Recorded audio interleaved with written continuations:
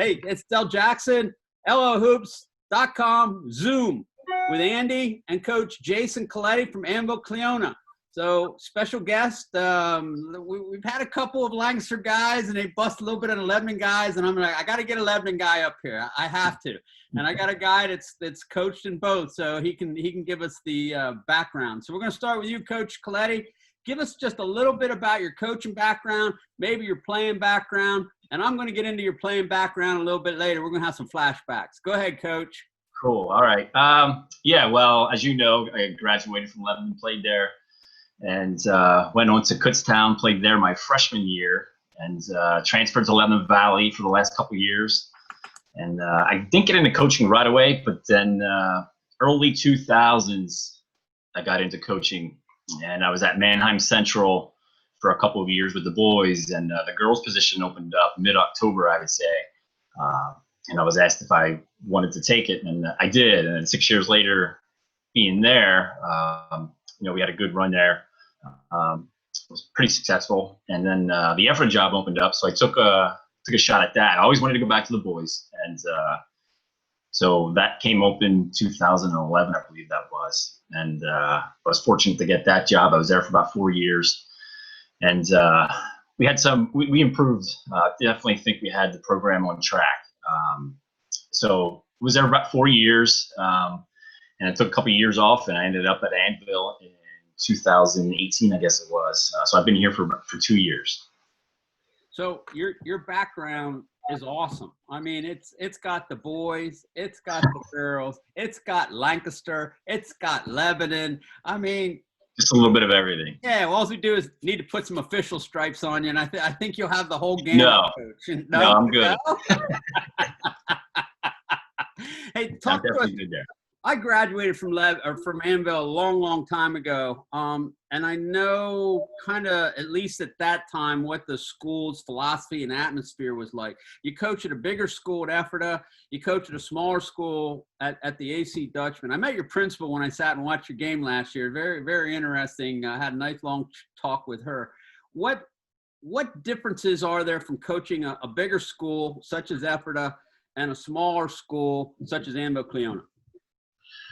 Well, you definitely have the small school challenges as far as all of your better athletes are going to play multiple sports, which they should. We definitely share athletes here. Coach Gingrich from the football team, I just happened to run into him yesterday prior to one of his workouts, and he said, we both are best recruiters for each other here.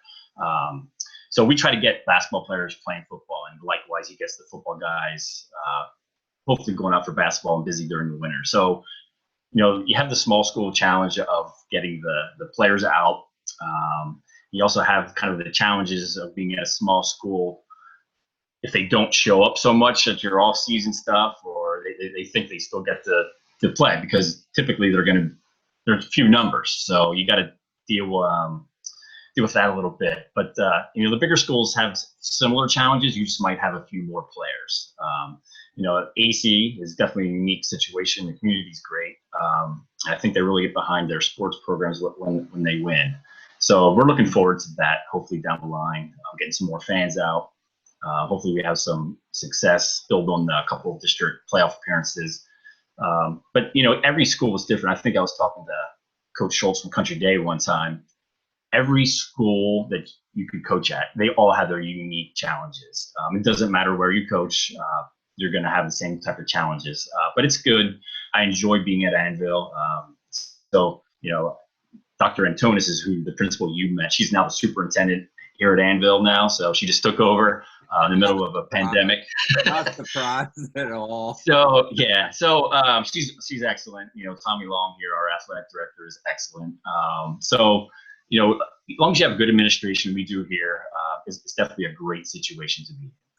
The one thing that I noticed after you took over the job and you were working, you did a lot of summer stuff up there, at least your camps, and you did a good job with the Twitter, and I saw a lot of pictures and I saw huge numbers. I mean, how do you accomplish that in that? Well, that's kind of, sure, it goes along with the kind of the small school thing. Every program, every high school whatever program or sport you coach, you want to start at the elementary level if you want to have a consistent program throughout the years. It's even that more important, I think, at a smaller school, because you are thin on numbers. Like, it's almost like every other class, you don't have a ton of numbers that play basketball. So, talking about basketball. And we got to try and build the numbers at the elementary level so we can get 4 or 5, hopefully 6 players in each class. We go from we had 7 seniors last year, 5 got bulk of the playing time, and then now next year we've got 2. Mm-hmm. My first year here, we only had 1 senior, Deshaun Archer. So it's like every other year you have low numbers. So it was very important from when I took over with our coaching staff that we're going to get involved in the elementary. We started open courts at Cleona Playground Wednesday during the summer. We had 2 different groups, kindergarten through 2nd, 3rd through 6th. Just get a ball in our hands, start playing, pick up games. It was great. We had a good turnout by the end of the summer. We had like 6-7 weeks. And we do our tip-off clinic in November. And we started off with like 90 kids. And last year we topped over 100 kids. And that's boys and girls. So have 100 kids in the gym, it's challenging as far as organizational. Luckily we have 6 baskets. But, my one assistant who moved on, he moved out of the area. He said, I've never seen so many kids in the gym. So we definitely focused on the elementary program. Now that's going to take a while, years go by. You just have to be patient until, they go through the program. Well, I know when I played up there's no way you could get 100 little kids in the gym that I played in. I know that. I remember that gym. The court, the boards were the wrong way, and it was hard. The parquet floor. Yeah. Well, and the alumni. Time. Yeah, the alumni actually preferred that gym over the new gym here. So as far as running camps and things like that, this gym is great for it. But that atmosphere is definitely different from when it was, in the 80s and 90s. Yeah, and the 70s, coach. And the 70s. Okay. I wasn't going to give you your age away there, but yeah, I'm going to turn it over to Andy. All right, Andy, you're on, buddy. Hey, Coach, it's good to see you. I'll jump right into it. As we've said with every coach that we've had on here, this is weird for us. I mean, we're used to being in gyms and talking to you guys face to face and being at summer leagues and everything like that. And it's especially weird to be talking to you on this night because I know you're a Nook guy. And as we speak, as we're taping this, there's games going on at Nook as we speak. So just kind of give me the little synopsis on that. Was that your call to not do that? Was that the school's call? As you mentioned earlier, you're going to be turning over a new page in terms of your roster. I mean, were you going to be doing in-house stuff as it was, or just kind of walk me through what your off-season regimen was going to look like, and then obviously what COVID did to that? Sure. We were definitely going to be busy because, like you said, we lost 7 seniors, 5 got bulk of the playing time. So we have good young kids, but they don't have that varsity experience. So we're going to play a lot this year. Team camp, go over to the Nook, like you said.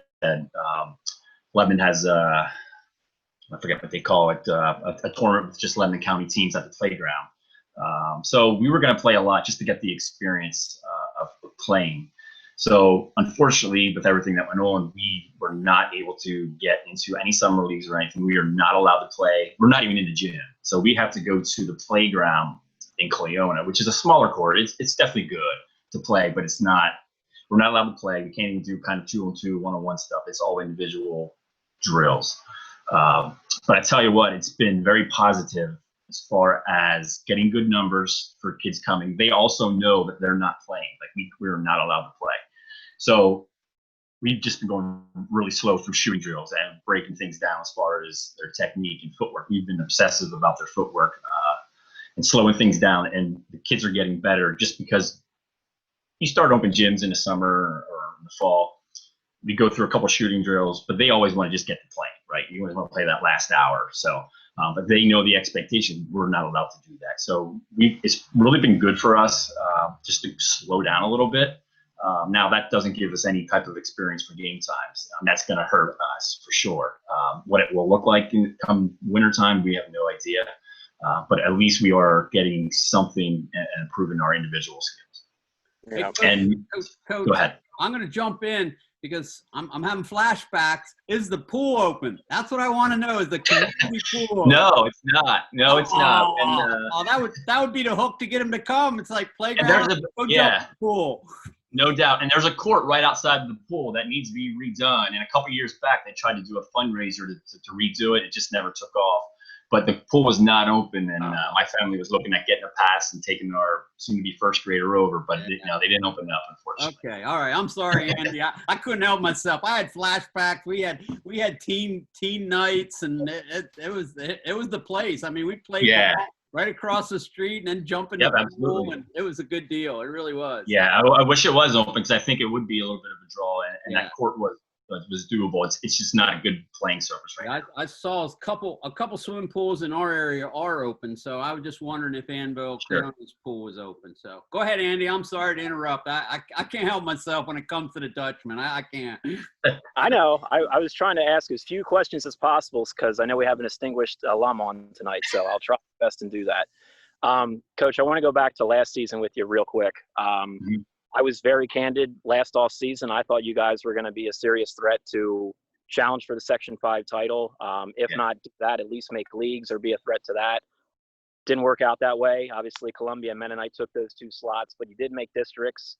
I'm just thinking back on last year. I know I was at the first game where you had Columbia at home. They got you that night. And I remember reading some of the quotes from the game story that Hugs did and Falk, and I think that game kind of shook you up a little bit. Maybe, you can correct me if I'm wrong, but I just kind of got that sense. And then I was reading back on the Trinity game from districts, and you said at the latter part of the season, like the last 10 days of the season, is when you guys finally figured out what you had and you maximized that talent finally. But you also said that in terms of meeting your goals, you didn't do that because you wanted to make leagues. You wanted to win the section, and you fell short of that goal. So now being more than 5 minutes removed from the end of the season, you've had some time to chew on it. Anything different with that, or that still kind of feels the same to you? No, it still feels the same, honestly. We had the goals of getting into the league playoffs and competing for the section. And we lost, like you said, you were at that game, Columbia at our place. We had a bad 2 minutes the last third quarter. It was like tie. And they just went on a 6-8 point run, and we ended up losing by 9. So that bad 2 minute stretch, we weren't playing well at the time either. And part of that is we just don't play enough. That's a small school problem, kind of what Dell was referring to earlier. They play so much other things going on. We just don't get enough game time over the summer and fall. So by the time that we really hit, playing our best, it was late in the season. And by the time the middle of the section play we were too far out of it. We were down, if you lose that one to Columbia, we need to go to Mennonite the next week and win. And we were winning by like 6 to 10 points the entire game and ended up losing by 2 or 3. And I got an email at the end when we got back from the bus ride back. Mennonite's coach, Seth, he sent me an email, said, you guys absolutely deserve to win that game. We played really well. We just didn't take care of the ball for the last minute or so, and they made the plays down the stretch. And to fall out 2 games that early in the season, in the section, because then we had to go to Columbia, and that's a tough place to play on a Friday night. It was tough, and then that pretty much did us in at that point. But we started playing really well. We were so up and down last season. Dell was at the Palmyra game. That was probably one of our best games that we played the entire year, and I thought we were starting to really click. Because Palmyra is actually a really good team. The record doesn't always indicate it because they play in the Mid-Penn Keystone, but they're always better than their record, and Coach Conrad does a great job with them. But we did a really good job that night, and I thought we were going to take off. And then we go out and lose back-to-back games to Country Day, who's missing 2 starters, and Northern Lebanon as well, who we beat earlier in the year. And, nothing's guaranteed. But we were just so up and down, inconsistent. So as far as our goals were right there. What we talked about in the beginning was to make the leagues and compete. And we didn't compete. And towards the end of the season, we played our best. And I think we won 4 out of our last 5, if I remember correctly. And Middletown was our lone loss at home last game of the regular season. And they're pretty good. They're going to be really good next year. So, couple games early on go a different way. We're not the 8 seed going up to Trinity again, where we saw you, but our seniors, as far as tradition, they committed. That first summer that I got hired, they were nowhere to be found. Okay, but last summer we had 17 go to team camp. We were in summer leagues and tournaments and things. But sometimes it's just not meant to be. And Columbia's good, and Mennonite's good, so it wasn't never going to be easy. But it was a goal, and we didn't accomplish that. But if these younger guys do what the seniors did, as far as committing themselves to getting into the gym a little more, I think we'll be okay this upcoming season. This will be a fun one for both of you guys. This is kind of a state of Annville question. AC typically doesn't get a lot of pub in terms of the notoriety and exposure and things like that. And you guys always kind of have some funny dynamics on your guys' roster. Like a couple of years ago, like I said, Deshaun was your only senior. There's been years where you've had sons of college coaches on your team, yet on the same roster you have farmers on the team.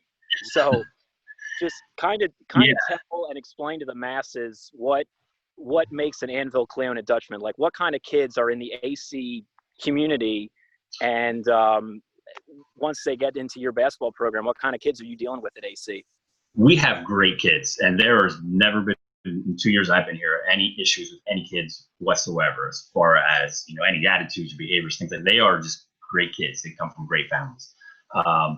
They have a lot of things going on in their lives. Like you said, you got some farmers, the Long Boys, they milk cows for a job. What high school kid, typical, there's not too many. They come from the dairy farm they were working at to an open gym right straight there. So you get a lot of that. You get just a good mixture is what it is. And you got to get them playing together. And I don't think we played together. It was one of the reasons last year, as well as we should have. But we have such a mix of backgrounds, like you said. It is a challenge because they do have a lot of things going on as far as other sports, other jobs and commitments. And then you just have the natural trying to build a team, get them playing cohesive basketball, which is hard enough. Then you got half your team showing up to workouts and things like that. So it's all about trying to motivate them to get better. We're going to build the program on self-improvement, and that's why I said earlier, this is actually kind of good. If we just go play at the Nook, we're not going to get better. Like, we'll get a little game experience, but we have actually kind of been able to slow it down and really focus on individual drills and skills. And that's really what they need before they even start playing and competing against kind of the teams you're going to find over at the Nook. But great kids here. They'll do everything. Once they show up for game time, they're going to give you everything they got. I had a parent after our first scrimmage. He had a 9th grader. We moved up to JV. And I don't believe he saw us play the first year. And after the scrimmage, he had said, "Man, you guys play hard. Like, those kids will play, Adam Long's going to run through a wall for you." So you just have great kids. They'll listen. They'll do whatever you ask, but they have a lot going on. And now, this is different here, this whole pandemic we're in. So it's new for everybody. So we're just trying to make our way through it, but we have great kids. Yeah, and you touched on it too. You're a Section 5 school, so by nature your numbers are low. So your guys are competing for activities with, you said it, football and shoot band and everything else that goes along with that. So yeah, your kids are definitely keeping busy. Last thing I wanted to ask before I hand it over to the esteemed alum, real quick, is, again, you're a Lebanon County guy, you're a Section 5 guy at AC, and obviously the big story in that neck of the woods this off season was you're going to be without one of your fellow soldiers this year with the closure of Lebanon Catholic. And at AC, you guys, for those that don't know, there was a co-op, not basketball related, but for Correct. football, that. So obviously by that very relationship, your schools are very close. And again, as we've said this before, I think most of our audience is more geared towards Section 1 and the bigger schools. And I myself come from that background, and, probably speaking for the Penn Manors and the Townships and the Hemfields and the McCaskies, they knew Lebanon Catholic was in the league, but when they saw that story, it was probably more of, oh, gee, that's a shame. But, then they kind of went on about their daily lives. Right. Again, as a Lebanon County guy, as an AC guy, I mean, you drive by the school's still going to be there, but the school's not going to be in session. I mean, I'm sure for you, it packs a little bit more of a punch rather than, gee, that's unfortunate and that's the end of the story. Yeah, it's just a terrible situation. the history of the school itself, and then you talk about, the basketball teams, like, the girls team, they won 3 state championships. The boys, I'm not sure they ever won a state championship, but they've got a few district medals, gold medals. So it's just a shame for the kids. They have a ton of legacy there. Kids' parents went there and things like that. And it's a shame that had to happen. And those kids are now stuck trying to find out what school they're going to. We had gotten, as far as I know, one Lebanon Catholic who's on the basket. He played football in Annville through the co-op you talked about. So he's interested in coming in, and his family moved to Annville. So he's interested in coming out this year. I think he played JV last year basketball wise, and a little bit of varsity, I believe. But no, it's definitely going to be a hit. You're talking like you had 7 schools, now you're down to 6 in Lebanon County, something like that. So it's a shame with all that history, and they had a tradition there. So it's unfortunate. We Sanchez is going to help us out this year. So he is actually moving to.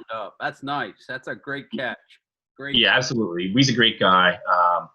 And he's actually moving to Annville. He has young kids, I believe 2 daughters and a boy in elementary school. So they're moving to Annville, and he had asked if he could help out, and absolutely. So he'll be on staff then. Good. All right, let's talk about Lebanon High a little bit. So tell me who you played for when you were in high school.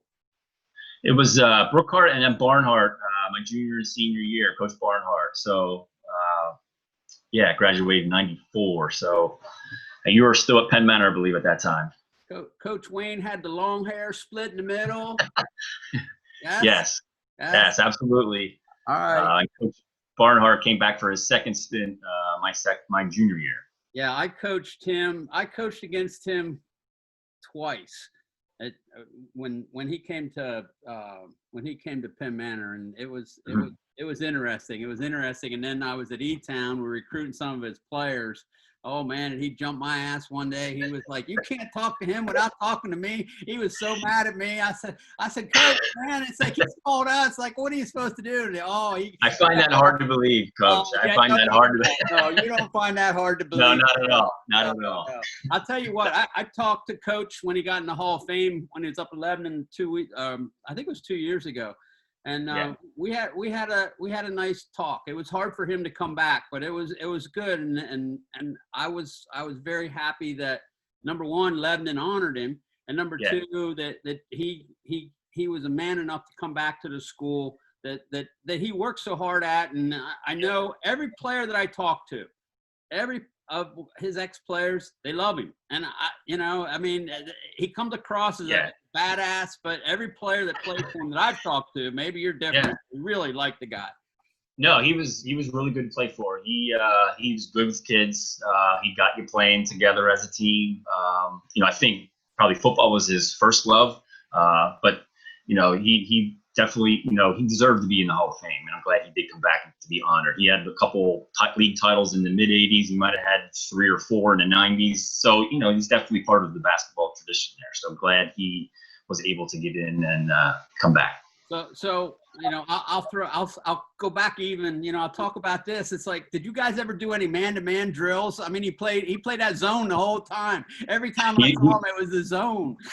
He was the big 1-3-1 guy, half court, 1-3-1 extended at half court. He put one of his tallest guys out there at the half court line, and he just let the guards intercept those lob passes. So, he was big on that. So it definitely worked for him. Oh man, he had some hellacious players too. He really did. They were really good. Yeah. Okay, so the other thing I have on my notes is Annville and Palmyra. So when I was there, that was like the Annville kids got fired up to play the Cougars. I mean, it was just one of those things. It's like, we're a little team and we're playing the big bad boys from the mid-pen. Is that still there a little bit? Because it's a Lebanon County school, there's a little more there, but I don't know that it is like what you probably experienced. All right. Palmyra is a good team to have. They are a 5A school and they're always pretty good, but I talked to Pete a little bit, Conrad from Palmyra, and we're going to keep playing it.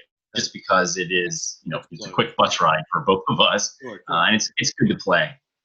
Nice. Okay, so flip your computer down, show us your Anvil gear, because it is what it is. We wanna. Can you see it? I see a little bit, down a little bit far. That's nice. Yep. I like it. I tell you what, that would look so good on my buddy Andy's back. Or his front. Well, we're like 0-2 last year with him. When he showed up, Bell's 1-0. So I'm pretty sure you're good for. All right, maybe we can swap an LL Hoops. I think you got an LL Hoops shirt last year after an interview, didn't you? No, I was never granted one of those. Oh man, well I'll tell you. I wear a large, so. Okay. I wear a large. When we get back to school, if we ever get back to school, I'm sticking in that school mail, and you will have it. In September. Check your mailbox. If you're allowed to go into the school, if you're allowed. I will wear it next time I'm on here. Oh man, Coach, that's great. Hey, what is your relationship to Chris Kelleher or Coletti? Or the other Colettis. I'm sorry. There's a bunch of Colettis that play at Lebanon. Go ahead and give us a family tree. Not Kelleher. Sure. I had some talks with him.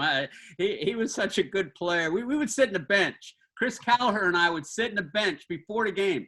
It's never happened to me before. He would come over, and instead of Barnhart sitting there, Kelleher would be sitting there and tell me about stuff. And I'm like, what are you doing, dude? And we would just chit-chat. If you can believe that. The guy. Oh, I believe that. He's definitely different. And it's funny you bring up Kelleher. I just ran into his parents for the first time in like 20 years. We had a development yard sale, and his parents were walking down, and I just happened to run into him for the first time in like 20 years. But my two older brothers, Chris and Craig, both played obviously at Lebanon. Chris was late 80s, Craig was mid 80s.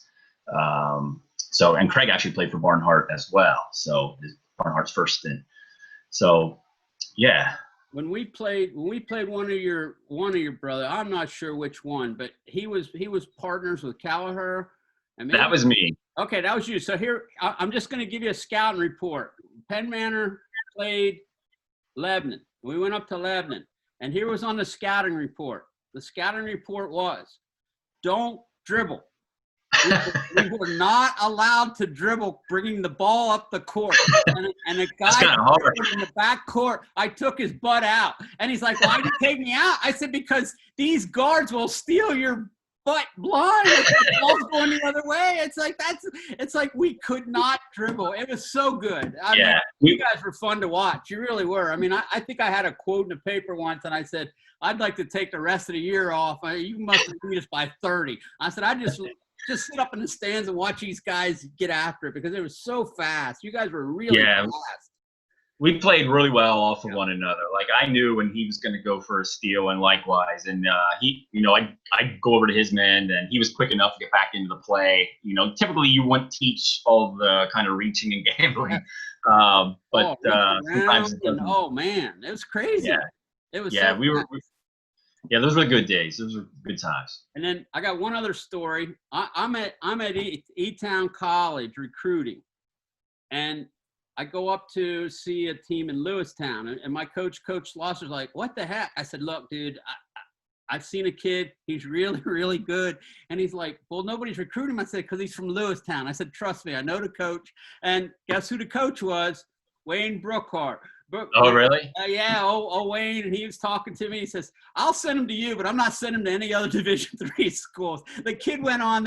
He went on, played Division II, but they played for the state championship. You didn't get him. He can play. That dude can really play. So, anyway, hey, I really enjoy your the handle of the Twitter. Very positive, and Andy and I always appreciate that stuff because we can kind of follow you, and I know when I'm looking for a score, you get, I can hit you real quick, and you win or loss. It's really cool. I try to put it out there. I got to do a little better job of recapping the game. I know George at North 11 does a nice job of recapping that and some stats to it. And we've been so that's something I'm going to try and add to the next day. Yeah, we've been using Chris's stuff like that too. I mean, if he sends us stuff, we put it out, and that's kind of what the thing I'd like to. And it's for the kids. Like, it's anything to promote the kids a little bit. So, they deserve it. So we're going to do a little bit of that too. All right, we got an LO Hoops question for you. Okay. Question is, would you think would people pay a $5 or $10 subscription to see the LL finals? Yeah, I think they would. I mean, that's a very reasonable price.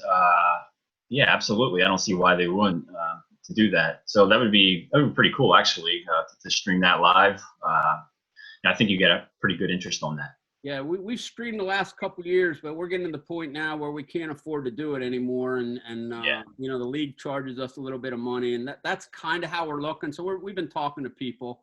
I think I can see Andy there in the background. He's got a nice dark background. You got a nice dark background too. Yeah, it's getting darker by the minute. Yeah, we're gonna have to start these at 7:30. Go ahead, Andy. Finish it off.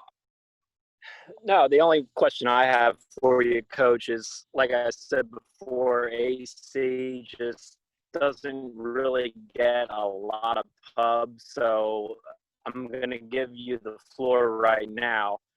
If people were to check out an Annville-Cleona game, Coach Payne, about your team, if they haven't seen you before, we're going to play hard. I can guarantee you that. You know, as coaches, we're not going to guarantee like wins and championships and things like that. But we can guarantee that you're going to give that championship performance and effort as far as diving on the floor for loose balls. There's a game in Mennonite. I clipped it through Huddle. You know, Mennonite coming down the stretch here, and it's back and forth type of game. We take the lead. We get a deflection, and the ball's going towards half court, and their players go running after it. And I thought, this is a perfect opportunity to dive on the floor and get this ball. And I turned and looked to see who closest Anvil guy was, and fortunately it was Adam Long. And Adam Long took about 2-3 steps, dove on it, and he's catcher in baseball, hard-nosed kid. I knew he was going to dive on it, and he dove on it. And when he dove on it, he was trying to keep it from going out of bounds because we touched it last, and it actually went off the Mennonite guy, and it was just awesome. We clipped it in Huddle, and that's what we want to be about. You know, we're not going to have, you know, we're a small school. We're not going to have tons and tons of players, but we're going to give that type of effort. That's what we need to rub off on all the guys throughout the program. Awesome. Hey, it's getting dark. I can't see you guys, so we're gonna end it right here. Thank you, Coach. I will stick that shirt in the mail. If it's cool. School in September, a large, and I don't know. I got like 3 different colors. You want white, gray, or black? Send me a black one. We'll make sure you get one as well. We'll get you hooked up too, Dell, and Andy too. You know, we're 0-2 when he shows up, but those are 2 pretty good teams that we lost to there. Well, you're gonna have to tell Andy. It's like this is the game I want you at, because I think we can win this game. So just shoot him a little DM, okay? Hey, cool. All ears. Yeah. Whenever I'm there. Whenever I'm there. I know. And I know you guys do a great job of promoting the league and the kids with who it's all about. So, but we appreciate everything that you guys do for sure. Well, Andy's going to see you one way or the other, and I'm sure I'll see you at some point too. Thank you, Coach Coletti. Thanks for the flashbacks. Thanks for the Lebanon. Thanks for everything that you're doing up there for the Dutchman. I appreciate it. No problem. Take care, guys. All right. Good night. Thanks, Coach. Good See night. ya.